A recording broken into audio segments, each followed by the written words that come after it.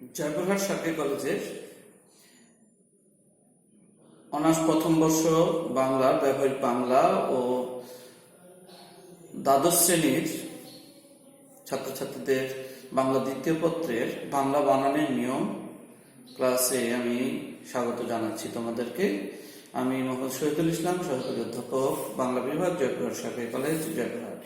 প্রিয় শিক্ষার্থীরা, আজ আমি তোমাদের বাংলা বানানের নিয়মে ইকার, হ্রস্ব ইকারের ব্যবহার এই সম্পর্কে আলোচনা করব।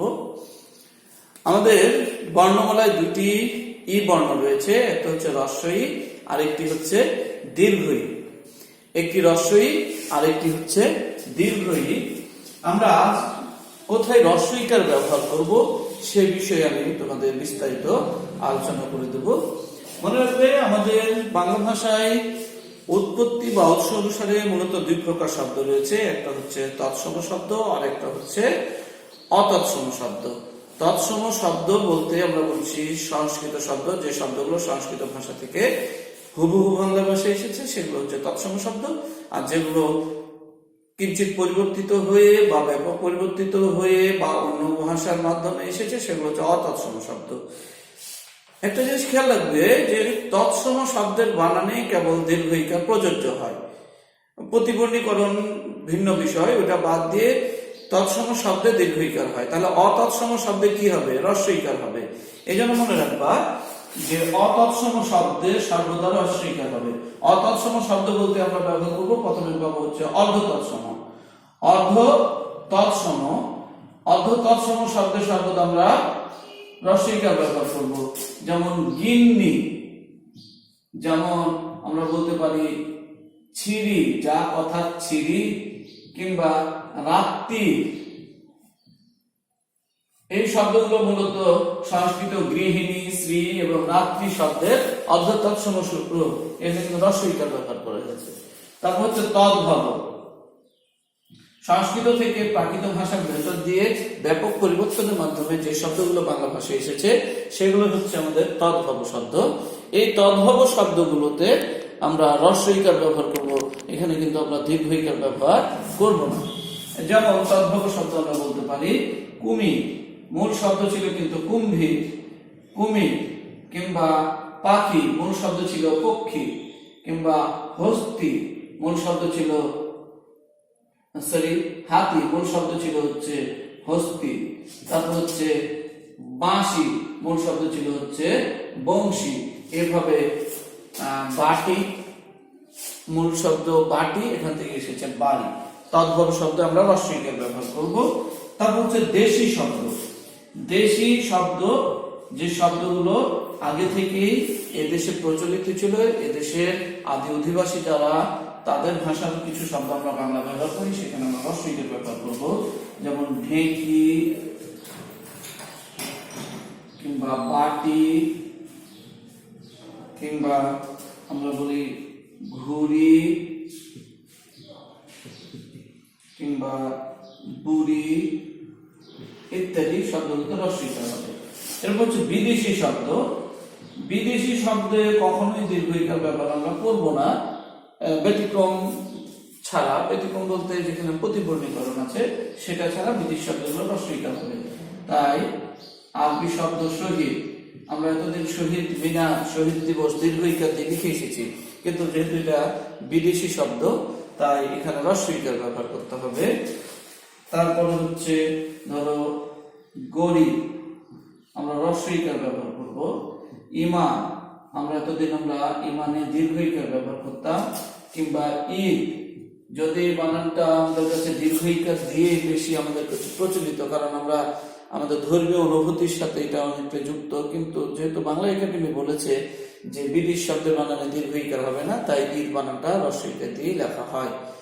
তো বিদেশি শব্দ বানানে দীর্ঘ ইকার হবে না। তাহলে অতৎসম অর্থাৎ অর্ধ তৎসম, তদ্ভব, দেশি, বিদেশি এই শব্দের বানানে হ্রস্ব ইকার ব্যবহার করব। তারপরে আমাদের পরের নিয়মটি হচ্ছে যে ক্রিয়াবাচক শব্দ, আমাদের যে ক্রিয়াপদ আছে, ক্রিয়াপদের সর্বদা আমরা হ্রস্ব ইকার ব্যবহার করব। ক্রিয়াপদ কোনগুলো? যেমন করি, দেখি, পড়ি, শুনি, ইত্যাদি বানানগুলোতে আমরা হ্রস্বইকার ব্যবহার করবো, এগুলোতে দীর্ঘইকার ব্যবহার করা যাবে না। তারপর একটি নিয়ম বলা হচ্ছে যে স্ত্রীবাচক অতৎসম শব্দে হ্রস্বইকার হবে। স্ত্রীবাচক অতৎসম শব্দ কোনগুলো? যেমন নানি, দাদি, মামি, মাসি, পিসি, চাচি ইত্যাদি বানানে হ্রস্বইকার হবে, এগুলোতে দীর্ঘইকার ব্যবহার করা যাবে না।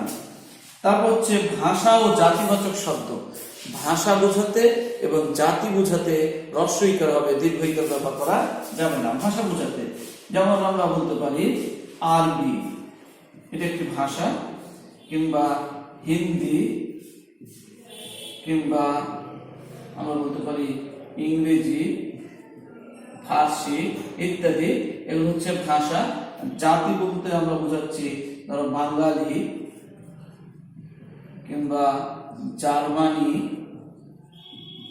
কিংবা জাপানি, এই শব্দগুলো হচ্ছে জাতিবাচক শব্দ, এগুলোতে আমরা হ্রস্বইকার ব্যবহার করব।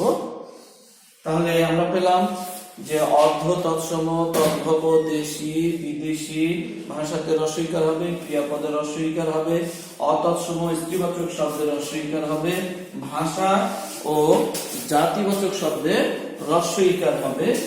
এরপরে আমরা বলবো পেশা ও কর্মবাচ্য পদে, পেশা, কর্মবাচ্য ও ভাববাচ্য পদে সর্বদা হ্রস্বইকার হবে পেশা বোঝাতে।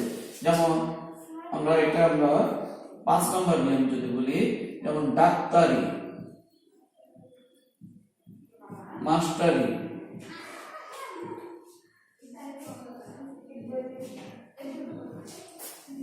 কিংবা মুক্তারি, ওকালতি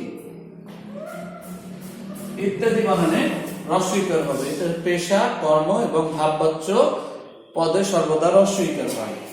তারপর হচ্ছে ব্যতিহার ক্রিয়া। ব্যতিহার ক্রিয়া মানে যুগ্ম ক্রিয়া, দুই পক্ষ একই সঙ্গে যখন কোন ক্রিয়া সম্পাদন করে তখন সেটাকে বলা হয় ব্যতিহার ক্রিয়া।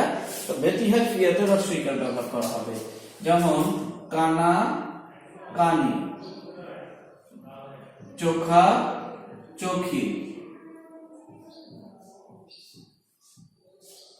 তারপর হচ্ছে রক্তা, রক্তি, লাঠা, লাঠি, হাসা, হাসি, নখা, নখি, গলা, গলি সবগুলোতে হ্রস্বইকার হবে। ব্যতিহার ক্রিয়াতে কখনোই দীর্ঘইকার ব্যবহার করা যাবে না। তারপরে আমরা দেখব যে অতৎসম শব্দের শেষে বিশেষণবাচক ই যদি থাকে, অতৎসম শব্দে বিশেষণবাচক শব্দে ই থাকলে হ্রস্বইকার হবে। যেমন গোলাপি, গোলাপ যোগী গোলাপি, হ্রস্বই। যেমন হচ্ছে রেশমি, রেশম যোগী রেশমি, কিংবা বুনিয়াদি, বুনিয়াদ যোগী বুনিয়াদি, শরীয়তি, এই শব্দগুলোতে হ্রস্বইকার হবে।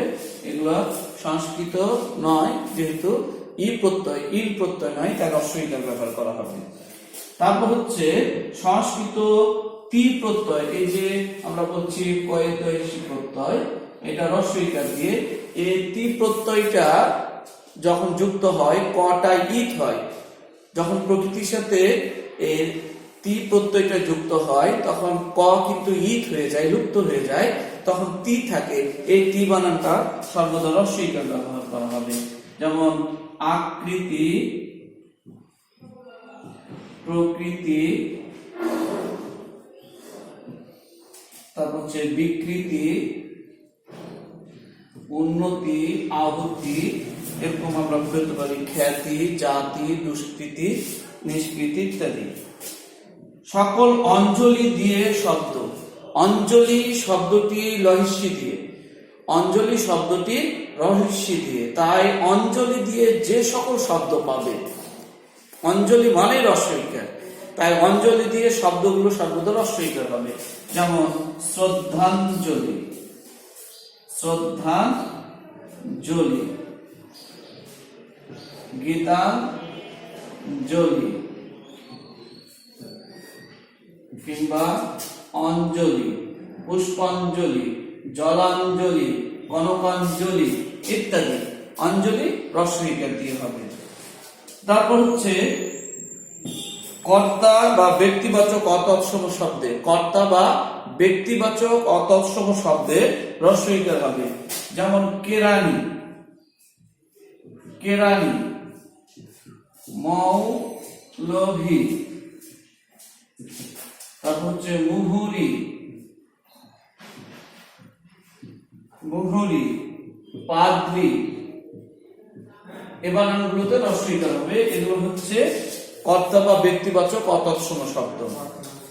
এরপর হচ্ছে যে খেয়াল রাখবা, কালী, লক্ষ্মী, ষষ্ঠী, কালী, লক্ষ্মী, ষষ্ঠী, এই শব্দগুলো কিন্তু দীর্ঘ ইকার দিয়ে।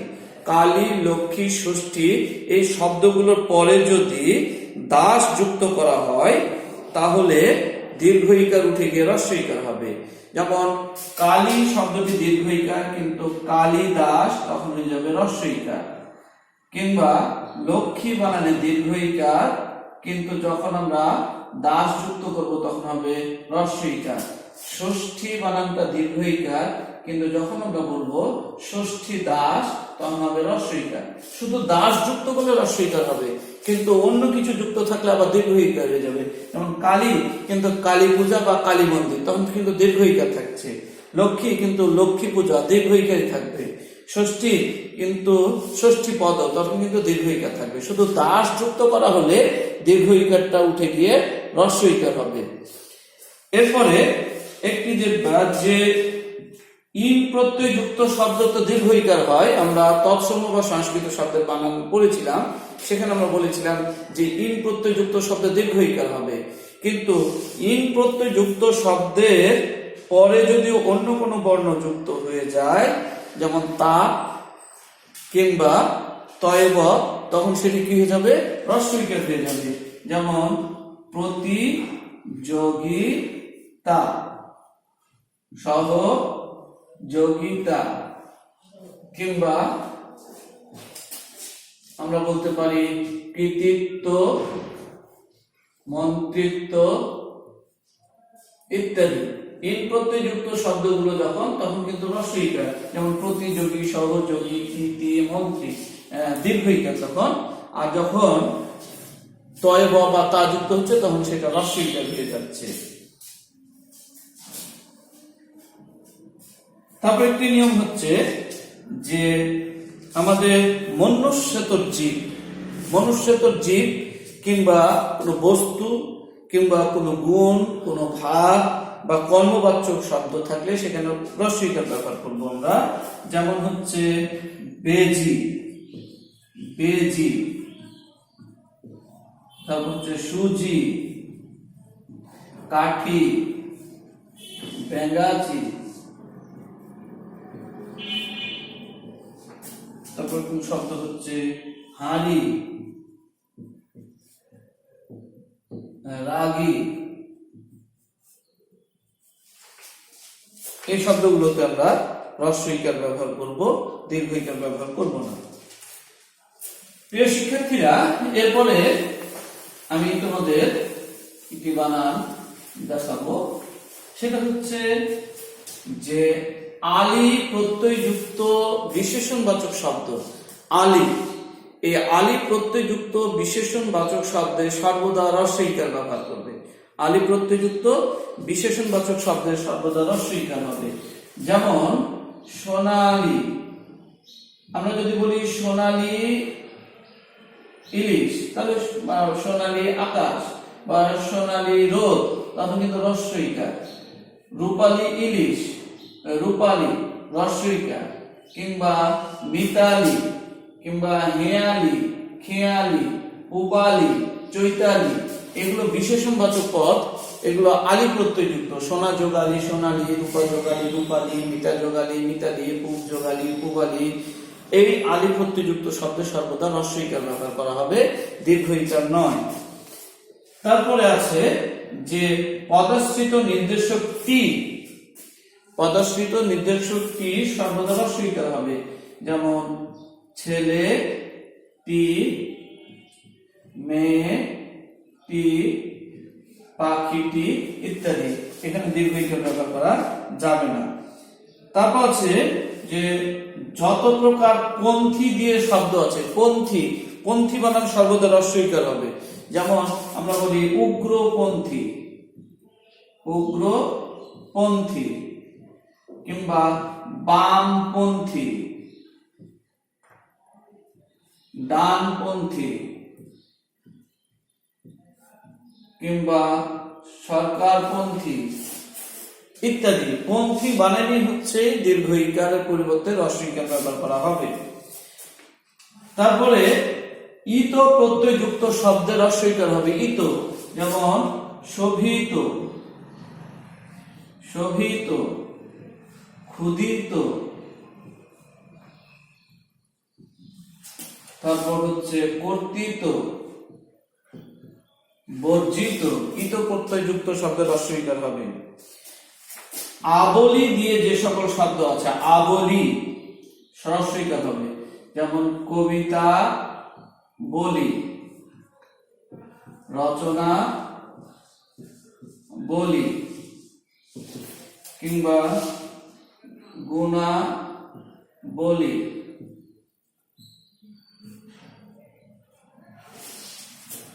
গ্রন্থা বলি, নিয়মা বলি।